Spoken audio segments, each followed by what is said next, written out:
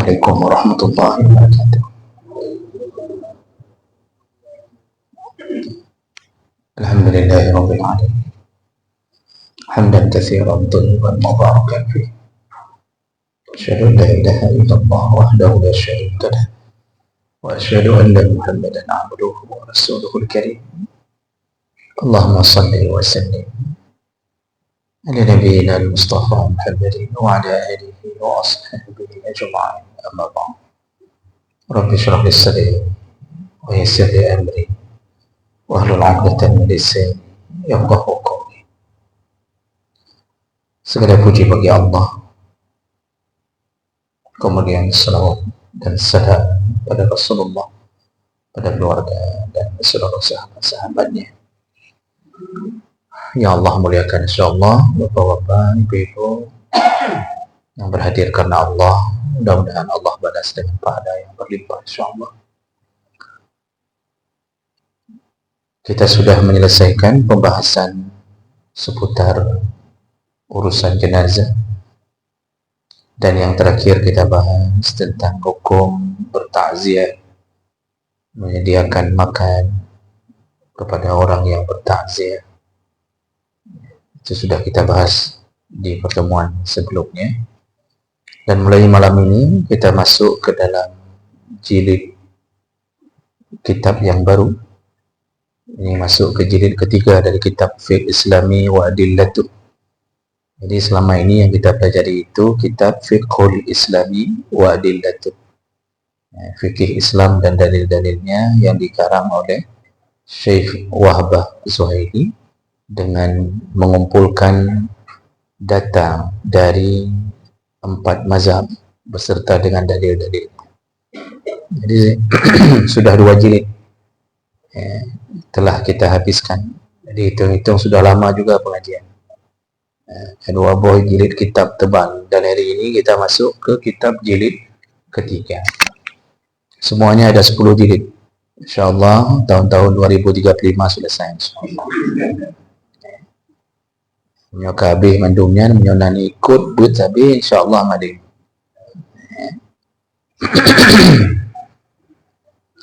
Dan tentu sebelum kita lanjutkan ada yang bertanya, kenapa kitab itu yang kita pilih? Karena kitab itu membuka wawasan tentang 4 mazhab. Walaupun kita memfokuskan kadang-kadang pada mazhab Syafi'i, dan juga dengan itu kita mengetahui dalil-dalil dari sebuah hukum. Baik, jadi yang akan kita bahas di jilid ketiga mulai malam ini kebetulan tentang kitabus shiyam, yaitu tentang bab puasa. Jadi berkenaan bersamaan dengan datangnya Ramadan. Baik. Jadi as-shaum lughatan, puasa dari segi bahasa itu artinya al-imsak anis syai', yaitu menahan diri dari sesuatu. Itu disebut dengan saum. Maka kita akan menyebut sudah datang waktu imsak. Imsak itu menahan diri. Saum dari segi bahasa adalah al-imsak anis syai', menahan diri dari sesuatu. Baik, sesuatu itu adalah kalaman, baik menahan diri dari berbicara, atau ta'aman, ataupun menahan diri dari makan atau minum. Jadi orang yang tidak bicara juga kadang-kadang disebut saum. Contohnya yaitu ketika Allah menyuruh Maryam untuk berpuasa, bicara ketika menghadapi fitnah tuduhan tentang kelahiran Isa yang tanpa diketahui ayahnya siapa. Jadi untuk membuat keadaan tenang, Allah menyuruh Maryam untuk mengatakan kepada semua orang bahwa dia bernazar untuk berpuasa, bicara. Makanya Allah menyuruh Maryam mengatakan, inni nazartu lirrahmani sawma. Aku bernazar Aku telah berniat kepada Allah, bernazar bahwa aku tidak akan berbicara. Tapi Allah pakai kalimat sauma, saum. Aku puasa bicara. Dalam surat Maryam ayat 36. Namun hari ini kita ketika bicara masalah saum, pasti maksudnya adalah puasa dari makanan. Jadi ini dari segi bahasa. Kemudian dari segi syariat atau istilah, maka puasa itu adalah imsakun 'anil muftirat, menahan diri dari segala sesuatu yang membatalkannya. Nanti akan dijelaskan satu persatu apa saja yang membatalkan puasa. Min tulu'il fajri, dimulai dari menahan diri itu dari terbitnya fajar, ila ghurubis syam, sampai terbenam matahari. Ma'an niyah, diseringi dengan niat. Jadi puasa adalah menahan diri dari yang membatalkan. Baik yang membatalkan itu membatalkan puasa atau membatalkan pahala. Disuruh tahan diri, itu namanya puasa. Nanti akan dijelaskan lebih detail. Yang membatalkan itu makan, minum, macam-macam lah. Nanti ada juga yang membatalkan pahala, seperti tidak menahan diri dari berbicara kotor, mengupat, memfitnah, itu bisa membatalkan pahala. Dan itu pun akan sia-sia. Itu sama seperti PNS tak ada gaji. Kerja, gaji ada, tak ada gaji. Puasa, tapi tak ada gaji. Ma'niyah, jadi baru disebut puasa kalau diiringi dengan niat. Nah, di sini kita mendapatkan salah satu kekuasaan Allah. Niat ini berpengaruh penting Pak dalam puasa. Orang yang menahan diri dari makan dan minum tapi tidak berniat puasa, kalau dia, contoh, kalau dia makan sebelum fajar, tapi tidak ada niat puasa, dia cuma makan dan tidak dia niatkan untuk puasa, itu duhur, tetap serangan lapar, itu datang luar biasa. Kita jangankan makan waktu sahur, makan jam 7 saja, itu jam 1 sudah mulai diserang lapar luar biasa. Kalau tidak makan itu membuat lemah. Orang-orang tidak sanggup menyambung pekerjaan di kantornya. Kalau tidak diberi waktu istirahat, jeda untuk makan. Tapi orang yang puasa, dia makan itu sebelum subuh. Diiringi dengan niat puasa. Apa yang terjadi? Di waktu zuhur, serangan lapar itu tidak datang. Cuma lemah ada, melemahkan ada, tapi yang serangan lapar seperti menyerang orang yang tidak ada niat puasa, itu tidak begitu.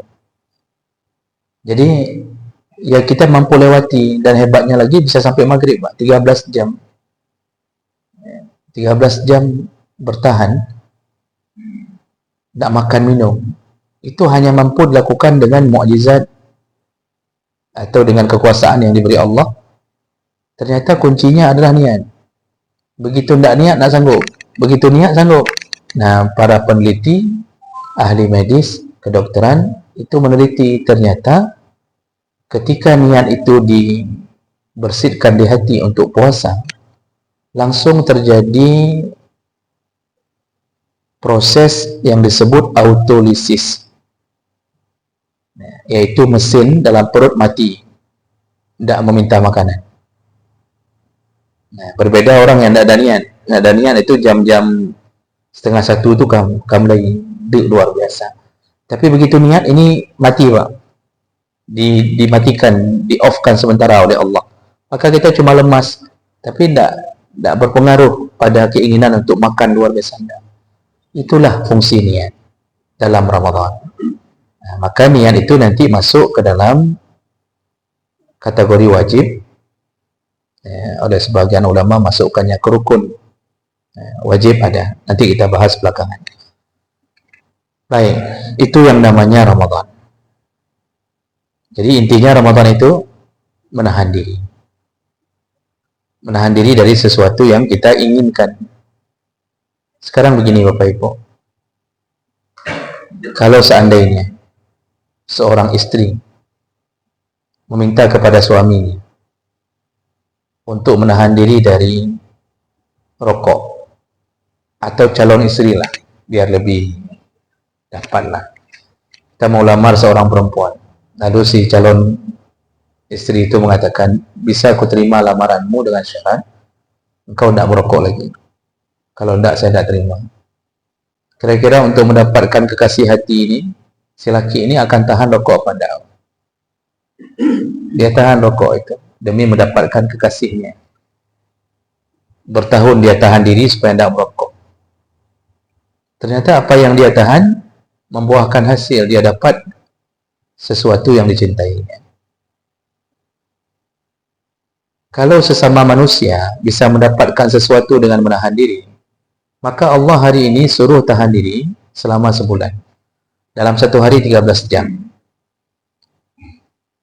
Tahan diri untuk tidak makan, minum, tidak mengumbar nafsu syahwat. Padahal yang kita tahan itu sesuatu yang halal. Makan halal, minum halal. Tapi disuruh tahan. Demi apa? Demi mendapatkan janji surga Allah. Kalau tadi bisa dapat seorang istri karena menahan diri, kali ini dapat surga. Masa orang disuruh tahan sebulan tidak mau bertahan? Maka kan satu kebodohan bagi mereka yang tak berpuasa. Jadi menahan diri itu sebenarnya bukan sedang disiksa oleh Allah, tapi Allah ingin menawarkan, kalau kamu bertahan karena aku, maka aku berikan sesuatu kepadamu. Dan yang diberikan itu melebihi istri, bahkan bidadari, karena setiap kita masuk surga diberikan 2 bidadari.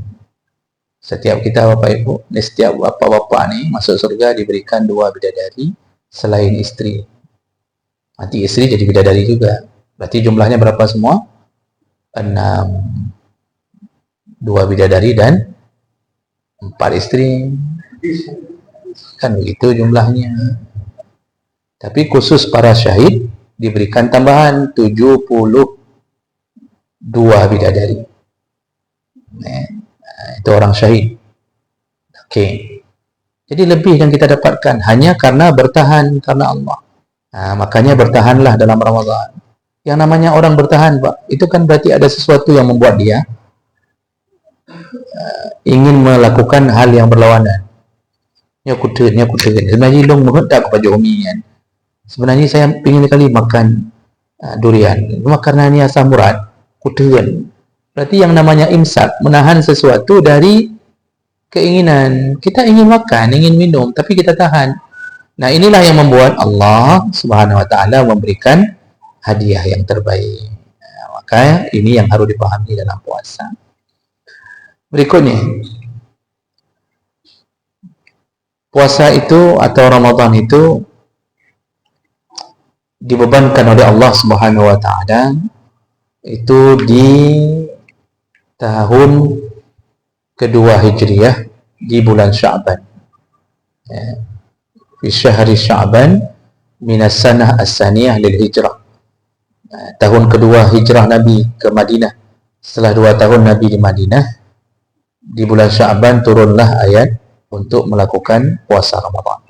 Yaitu dengan turunnya ayat Al-Baqarah 183, ya ayyuhalladzina amanu kutiba alaikumusiyam kama kutiba 'alal ladzina min qablikum la'allakum tattaqun. Di Madinah itu beban untuk melakukan ibadah dimulai dari Madinah. Rata-rata tahun kedua Hijriah. Tahun pertama masih disibukkan dengan proses hijrah. Orang cari tempat dulu, cari rumah, cari keadaan masih kacau sedikit. Tahun kedua Nabi hijrah baru dibebankan. Salat pun begitu. Jadi di Mekah itu tidak ada kewajiban ibadah. Ya, di Mekah cuma dididik 13 tahun untuk menancapkan akidah. Tidak ada salat, tidak ada puasa, tidak ada zakat, tidak ada haji. Jadi apa yang dilakukan oleh Nabi selama 13 tahun di Mekah hanya menancapkan keyakinan. Karena begitu orang sudah yakin, disitulah semua amal ibadah bisa dia terima dan dilaksanakan. Kalau orang tak yakin, maka orang tidak akan mau melakukan apa yang diperintahkan. Jadi kan pengaruh keyakinan itu kuat sekali, Pak. Walaupun kadang-kadang kalau kita terlalu yakin kepada manusia, ujung-ujungnya kita ditipu. Kita yakin sekali sama dia orang yang akan bayar hutang. Kita kasih, Pak. Rupanya sampai bertahun-tahun tak dibayar. Kita ini kan kadang-kadang yakin dengan performa seseorang. Lalu kita percaya apa yang dia katakan. Itu apapun kita lakukan. Padahal kadang-kadang juga tertipu. Nah, disitulah ketika yakin sudah mantap di dalam hati sahabat, begitu pindah ke Madinah, disuruh puasa, tidak ada yang bantah satupun. Tidak ada yang bertanya-tanya, kenapa kok dari pagi sampai maghrib? Kenapa tidak dibalik saja dari maghrib sampai pagi? Tidak ada yang bantah. Tidak ada yang meminta keringanan, ya jangan begitulah, tidak ada. Karena semua mereka yakin bahwa yang dibebankan Allah itu hanya ujian di dunia untuk mencari mana hamba yang layak masuk surga. Makanya keyakinan ini yang membuat sahabat, membuat Nabi, kalau Nabi sudah maksum, membuat sahabat Pak bertahan dalam penderitaan walaupun Ramadan. Makanya dalam catatan sejarah, Ramadan itu dilalui oleh Nabi dan sahabat itu dalam keadaan berperang. Beberapa kali dilalui Ramadan itu dalam keadaan perang. Di sini dibuat catatan bahwa ada beberapa perang yang dilakukan dalam Ramadan. Di antaranya Ma'rakatu Badrin, perang Badar, Fathu Makkah, perang Tabuk, lalu perang Khandaq, lalu kemudian perintah dakwah ke Yaman, lalu perang Mauqi'ah Ainul Jalud, sampai di masa sahabat perluasan ke Andalusia dilakukan dalam Ramadan. Dan tidak ada satupun yang berbuka puasa. Saya baca sejarah perang Khandaq, itu perang menggali parit.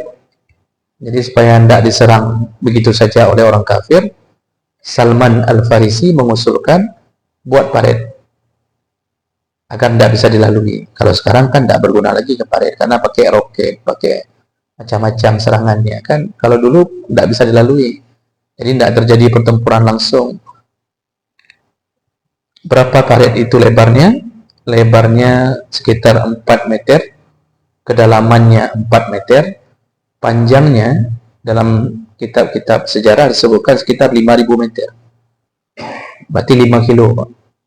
5 kilo panjang, 4 meter lebar, kedalaman sekitar 4 atau 5 meter.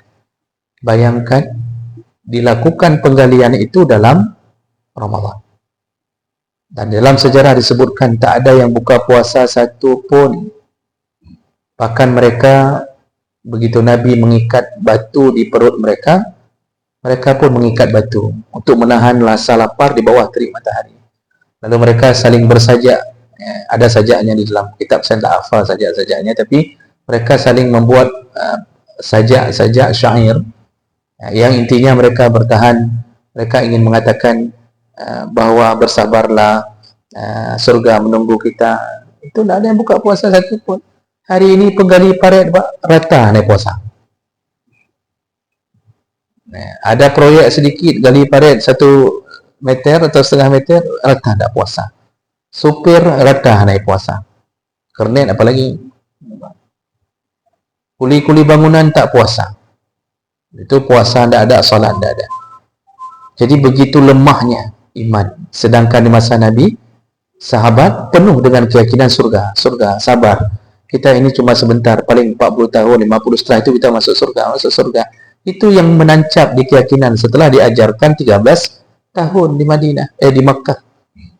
Inilah yang membuat kita ringan melakukan amal ibadah, yaitu iman. Makanya syarat masuk surga itu alladzina amanu. Makanya waktu ayat Ramadan Allah panggil ya ayyuhalladzina amanu. Wahai orang yang beriman. Maksudnya engkau percaya enggak puasamu membuat engkau masuk surga? Dan surga itu begitu indahnya engkau hidup selama-lama, percaya enggak? Makanya hanya orang beriman yang mampu melakukan Ramadan dengan baik. Capek luar biasa, tetapi dia bertahan. Nah, ini hebatnya perintah Ramadan bagi para sahabat itu dilakukan dengan berbagai cobaan, tapi mereka tetap bertahan.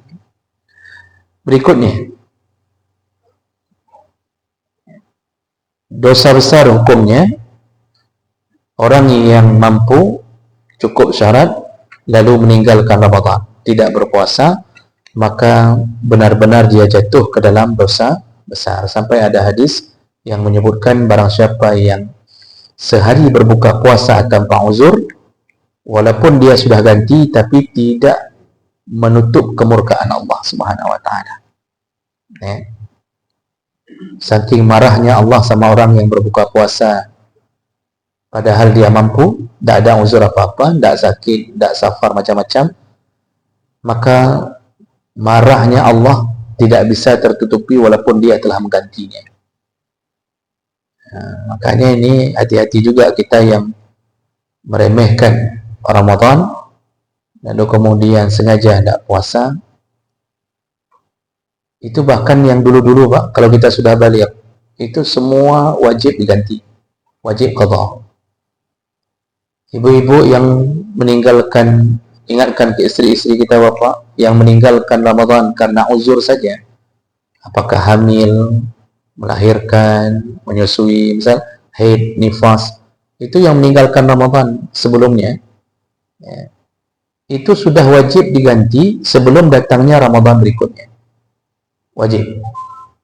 Kalau dia meninggalkannya, sengaja melewatkan ke Ramadan berikutnya, walaupun wajib qadha juga, nanti mazhab Syafi'i menyuruh nambah fidyah selain qadha, tetapi dosanya sudah dicatat.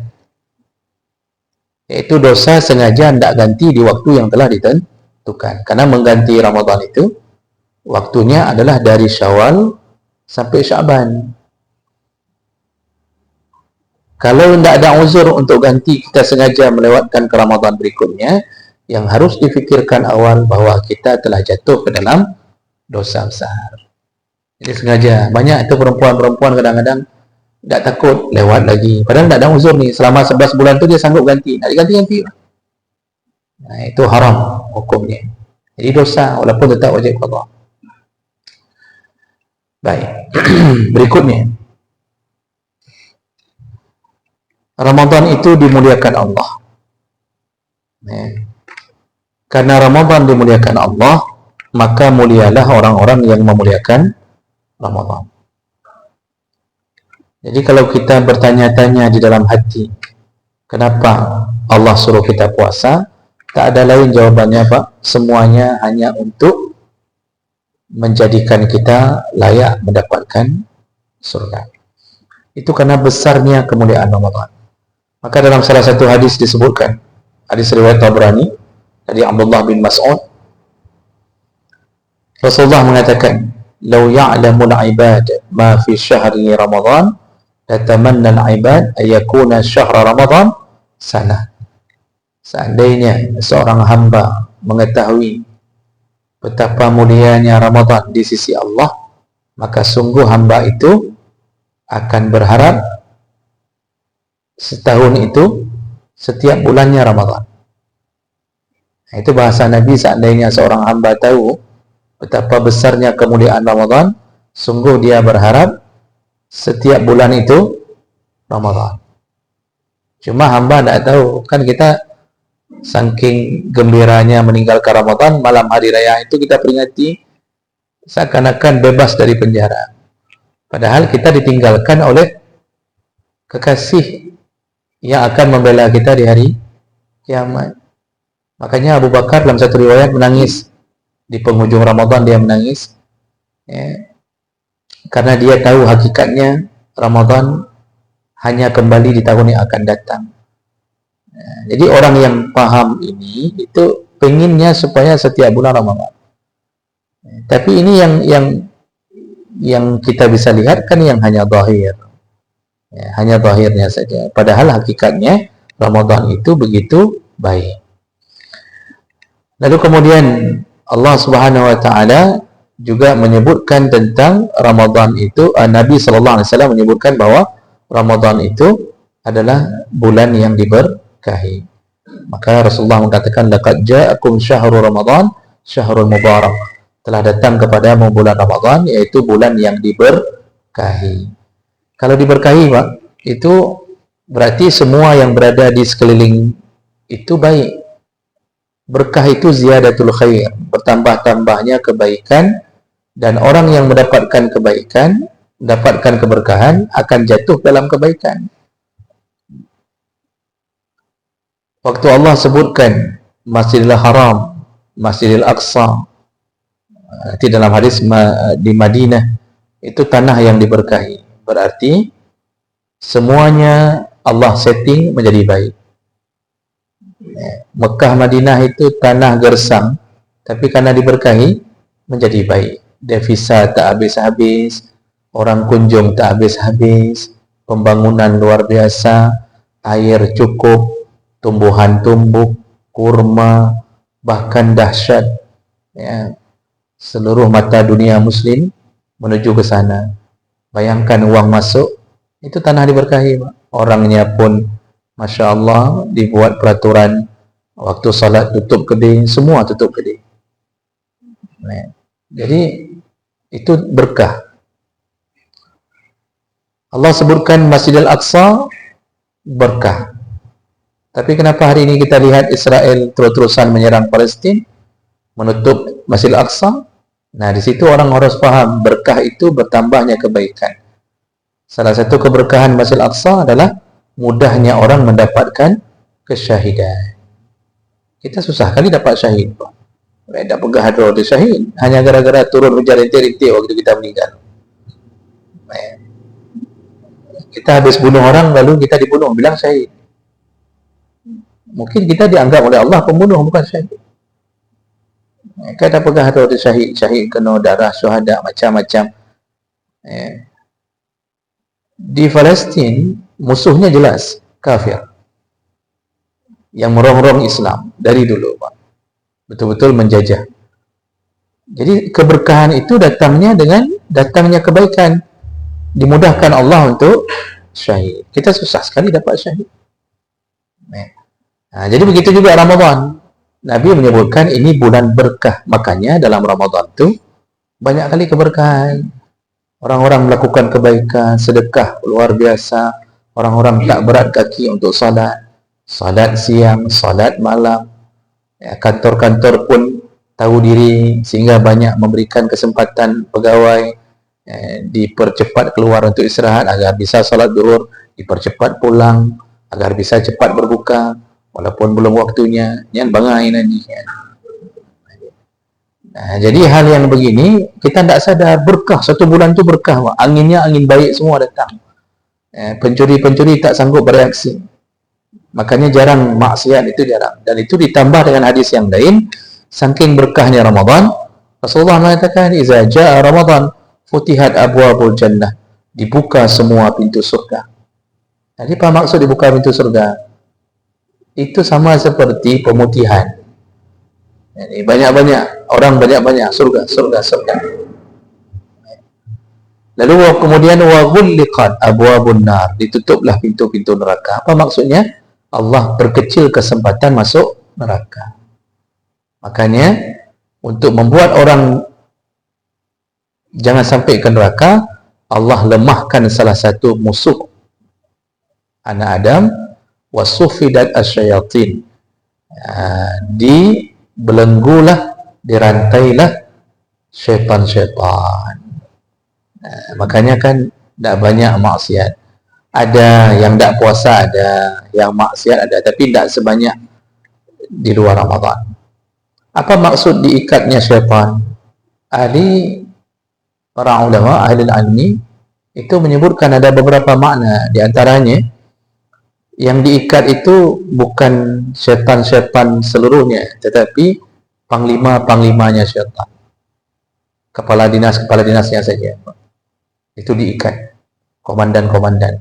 Jadi tidak bisa memberi perintah, karena syaitan itu kan sistemnya kerajaan, dia tetap lapornya ke satu. Nabi yang katakan dalam hadis riwayat Muslim, kerajaan syaitan itu ada di tengah lautan. Wallahu alam di mana tidak disebut oleh Nabi, tapi di tengah lautan. Kerajaan syaitan yang terbesar di tengah lautan, bisa jadi segitiga Bermuda, bisa jadi, wallahu alam. Dan mereka setiap hari harus membuat laporan. Sistemnya juga struktural, Pak. Ada eselon 1, eselon 2, eselon 3, macam-macam. Itu harus membuat laporan. Dan sistemnya dipimpin oleh panglima, dipimpin oleh raja iblis. Itu hadis Nabi yang menyebutkan. Nah, yang diikat ini dalam satu pandangan para ulama, itu diikat panglima-panglimanya saja. Jadi tidak bisa memberi perintah, makanya lemah. Keadaannya lemah. Komando tidak datang. Kemudian pandangan kedua disebutkan oleh para ulama, dan pandangan ini lebih kuat. Yang diikat itu bukan fisik syaitan, tapi kekuatannya dilemahkan oleh Allah. Maka dia tidak mampu menggoda anak Adam seperti di luar Ramadan. Itu keberkahan Ramadan. Jadi anak Adam ini makanya tidak banyak bermaksiat dalam Ramadan, karena memang kekuatan syaitan dilemahkan. Lalu kekuatan nafsu yang masih tersisa. Makanya kalau ada yang bermaksiat itu total, salah satu penyebab utama adalah nafsunya. Tapi nafsu itu bisa dilemahkan dengan lapar. Makanya orang lapar, Pak, itu tidak bernafsu. Orang kalau lagi lapar tidak ingin berzina, tapi kalau sudah kenyang ingin berzina. Inilah keberkahan Ramadan. Dan kemudian Allah berikan kemuliaan dalam Ramadan juga, pahalanya yang berbeda. Disebutkan oleh Nabi SAW dalam hadis riwayat Muslim dari Abu Hurairah, kata Rasulullah, kullu amali ibni Adam yudha'af. Setiap anak Adam itu pahalanya dikali lipatkan. Jadi setiap kali kita melakukan kebaikan, kita dapat pahala berapa, Bapak Ibu? Al-hasanatu bi'ashri amsaliha. Setiap kebaikan dibalas 10 kali lipat. Ila 700 dhi'afin, sampai 700 kali lipat. Nah, itu normalnya, prosedurnya. Setiap kali Bapak tersenyum dengan sesama muslim, senyuman itu dibalas 10 kali lipat. Ikut pengajian dibalas 10 kali lipat. Semakin besar kesusahannya, semakin besar pahala. Paling maksimal 700 kali lipat. Jadi tergantung kesusahan. Orang miskin sedekah 10.000, orang kaya pun 10.000. Si miskin bisa sampai 700 kali lipat. Si kaya bisa mungkin 70 kali lipat. Tergantung kesusahan. Itu prosedur utamanya. Tapi Allah berkata, wa qala Allah. Ini hadis qudsi. Nabi mengatakan, Allah berkata, illa as-sawm, kecuali Ramadan. As-sawmu li wa ana ajzi bihi. Puasa itu milikku dan aku langsung yang membalasnya. Jadi maksud Nabi, maksud Allah, khusus Ramadan tidak berlaku lagi hitungan itu. Suka-suka Allah. Jadi Allah mau balas berapa aja terserah. Bisa jadi Allah langsung stempel surga. Kepada yang betul-betul memuliakan Ramadan, bisa jadi langsung distempel surga. Orang kalau sudah distempel surga, apapun yang dia lakukan, keinginan berbuat dosa, Allah buat dia tidak akan lakukannya. Artinya Allah akan geser dia menuju ke jalan-jalan menuju surga. Nah, makanya Ramadan itu menjadi mulia. Dan salah satu yang membuat Allah memuliakan orang sehingga pahala diberi berlebihan adalah yada' syahwatahu wa ta'amahu min ajli. Dia meninggalkan makan dan minum dan syahwatnya karena aku. Jadi rupanya dihargai kita bertahan ini karena Allah. Sekarang begini saja logikanya. Anak kita sedang main game di rumah. Lalu si mama mengatakan, nak, kacau, kak belum bawang, pergi beli bawang dulu sebentar. Si anak yang sedang sibuk dengan game, langsung dia mengatakan, ya mak. Dimatikannya game itu dulu, dipausnya, kemudian dia pergi. Itu model anak begitu, yang tidak melawan orang tua, bahkan dia tahan keinginannya dulu demi taat pada orang tua. Kira-kira sikap ayah dan ibunya bagaimana? Pasti bapak mamanya mengatakan, ya, alhamdulillah anak kita. Ya mungkin diceritakan di waktu arisan, Pak, sama tetangga-tetangga, anak saya itu walaupun sedang main game, kalau saya suruh dimatikannya game, maka kami cukup sayang sama dia. Kan begitu, Pak, normalnya. Itu bertahan sebentar, 15 menit, kita sudah sayang. Bagaimana kita bertahan sebulan? Nggak makan, nggak minum, syahwat kita ditahan-tahan karena Allah Subhanahu wa taala. Syahwat yang dimaksud syahwat yang halal. Kalau syahwat yang haram kapanpun harus tahan. Syahwat yang halal mana, Pak? Berhubungan suami istri. Tahan 13 jam tidak boleh. Tidak boleh berhubungan suami istri. Itu syahwat yang halal, kita tahan hanya karena Allah. Makanya Allah sayang sekali sampai pahala diberi bonus-bonus yang kita tak duga. Dan apa yang kemudian terjadi? Nabi sambung. Ini masih satu hadis, Pak. Lisa'im farhatan. Orang puasa itu dapat dua kebahagiaan. Bahagia pertama adalah farhatun inda fitri. Bahagia ketika berbuka puasa. Tidak ada yang lebih hebat kebahagiaan kecuali detik-detik menunggu buka puasa. Ibu-ibu walaupun dikasih uang belanja lebih, tapi tidak bisa melebihi kebahagiaan orang yang sedang menunggu berbuka. Itu kan degup jantung kita bertambah ketika berbuka. Ini 5 menit lagi saja kita, Masya Allah, senangnya luar biasa. Ya, lihat ke kanan, lihat ke kiri, kita pandangi es teler Pak berulang-ulang. Ya, kita lihat bakwan, kita lihat risol, seakan-akan terasa burger. Ya, itu indah sekali itu, Pak. Ya, cabai rawit saja itu indah sekali waktu berbuka. Kita lihat kecoa lewat, kayak mirip kurma begitu. Ya, betul. Ya, kan indah sekali itu orang berbuka. Itu kita suruh cari channel radio sama anak-anak, coba cari channel yang paling cepat azannya. Itu diputar sana, semangat kali itu waktu putar, Pak. Cari sana, cari 9905, cari dapat. Kita cari yang paling cepat azan, dapat ternyata azan Jakarta. Jadi hal-hal begini, Pak, tidak ada lebih. Begitu waktu berbuka, Masya Allah, senangnya luar biasa. Nah, disinilah hebatnya, senang itu ternyata dapat setelah derita. Kita ini paling bahagia ketika sudah menerima derita, baru senang. Maka ayam penyet di sisi orang miskin, dimakan beberapa bulan sekali, itu rasanya nikmat sekali. Orang kaya, Pak, disuruh makan ayam, tidak ada nikmatnya. Ya, biasa aja. Tapi orang miskin luar biasa. Kenapa dia lalui setelah derita? Dan Allah beri konsep sambung. Bahagia yang kedua adalah wa farhatun inda liqa rabbih, yaitu bahagia ketika bertemu dengan Allah. Maka orang puasa ini diyakinkan bertemu Allah dalam keadaan bahagia. Kenapa bahagia? Karena kita bertemunya untuk menagih janji. Kita bertemu untuk menagih janji. Mana surga yang telah engkau janjikan. Begitu dinampakkan bahagianya sama seperti bahagia ketika berbuka. Perasaan hati ini, Pak, terlonjak-lonjak dengan janji Allah sama seperti bahagia ketika berbuka. Maka sempurnalah kebahagiaan bagi orang yang berpuasa. Nah, ini kenapa puasa Ramadan itu kita patut sambut dengan kemuliaan. Baik, ini dulu mukadimah, Pak, untuk mengenal Ramadan.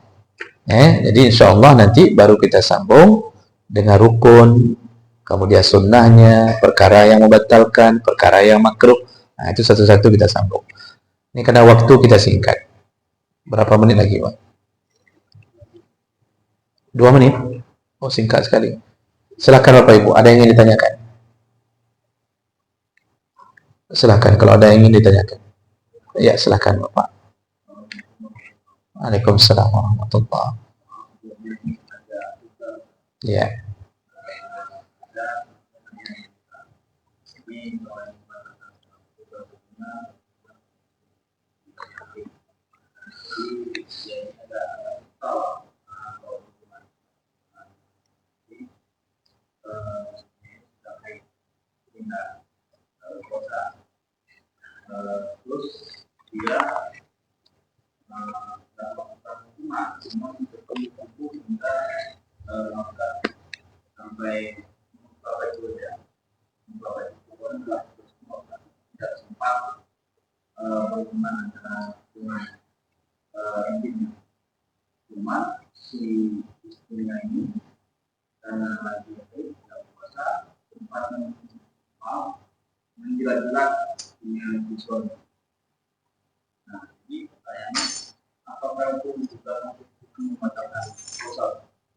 Baik.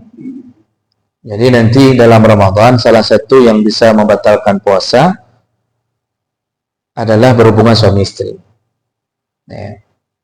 Dan kalau itu memang terjadi di siang hari Ramadan, total batal puasa sekaligus mendapatkan kafarah. Puasa untuk gantinya bukan untuk hari itu saja, tapi harus ganti 2 bulan berturut-turut. Nah, sekarang tidak terjadi itu dalam siang Ramadan, tapi terjadi senda gurau. Kalau sempat senda gurau itu mengeluarkan cairan, maka batal puasa. Tapi tidak ada kafarah. Misal mohon maaf mengeluarkan sperma terjadi karena senda gurau dengan suami istri, itu batal puasa kalau sudah keluar cairan. Tapi tidak ada kafarah karena tidak terjadi hubungan suami istri. Nah, cuma bersenda gurau di siang hari Ramadan dengan istri walaupun sah dari sisi agama, tapi itu perbuatan makruh. Nanti masuknya ke bab makruh. Nah, jadi sebenarnya dilarang. Dilarang itu karena dikhawatirkan terjadinya kelewatan sehingga terjadi seperti tadi. Kalau makruh, maka sebaiknya dihindari karena akan mengurangi pahala Ramadan. Jadi intinya dengan istri ya jangan berdekatan dulu kalau sedang berada di siang hari Ramadan. Nah, jadi batal kalau sudah sempat mengeluarkan cairan. Sama seperti ditanya orang apa hukum onani atau masturbasi di siang Ramadan. Batal puasa, Pak. Batal. Dan itu dosa besar. Cuma ada kafarah enggak? Enggak ada kafarah 2 bulan berturut-turut itu. Karena enggak terjadi hubungan suami istri. Nah, nanti kalau dalam mazhab Syafi'i, kafarah itu baru ditetapkan kalau mengalami 14 syarat. Nanti kita jelaskan satu persatu. Nah, begitu kira-kira. Nah, baik, ada lain, Pak Ibu? Tidak ada? Baik, kalau tak ada, berarti kita sambung insyaAllah untuk teknis. Ini malam ini baru kita sebut mukaddimah sebagai penguat kita menyambut Ramadan yang mulia. InsyaAllah mulai minggu depan, InsyaAllah kita bahas teknis-teknisnya, syarat, rukun, sunnah, makruh dan seterusnya. Demikian kita tutup dengan kafarah majlis. Subhanakallahumma bihamdik, asyhadu an la ilaha illa anta, astaghfiruka wa atubu ilaik. Wassalamualaikum warahmatullahi wabarakatuh.